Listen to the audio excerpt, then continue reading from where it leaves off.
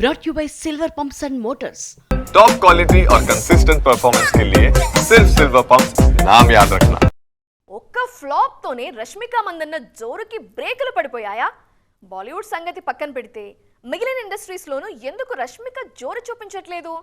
ఎప్పుడో ఒప్పుకున్న సినిమాలు మినహాయిస్తే ఈ మధ్య కాలంలో కొత్త ప్రాజెక్ట్స్ ఎందుకు సైన్ చేయట్లేదు? అసలు రష్మిక మందన్న ప్లాన్ ఏంటి?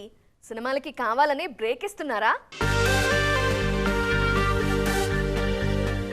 యానిమల్, పుష్ప 2, చావా లాంటి సినిమాల్లో అటు పర్ఫార్మెన్స్, ఇటు రొమాంటిక్ క్యారెక్టర్స్ చేస్తూ వరుస విజయాలు అందుకున్నారు రష్మిక మందన్న.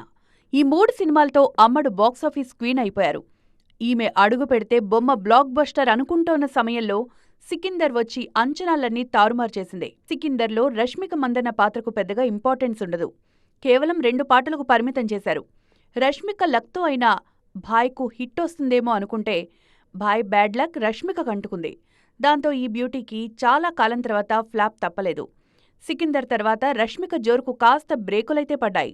ఆయుష్మాన్ ఖురానాతో ధామా చేస్తున్నారు రష్మిక. తాజాగా కాక్టైల్ 2లో షాహిద్ కపూర్కు జోడీగా ఎంపికయ్యారు రష్మిక. తెలుగులో ఎప్పుడో ఓకే చేసిన గర్ల్ ఫ్రెండ్, రెయిన్బో లైన్లోనే ఉన్నాయి. జూన్ 20న ఈమె నటిస్తోన్న కుబేరా సినిమా విడుదల కానుంది. చిన్న బ్రేక్ అయితే వచ్చింది గానీ చూస్తుంటే త్వరగానే బౌన్స్ బ్యాక్ అయ్యేలా కనిపిస్తున్నారు రష్మిక మందన్న.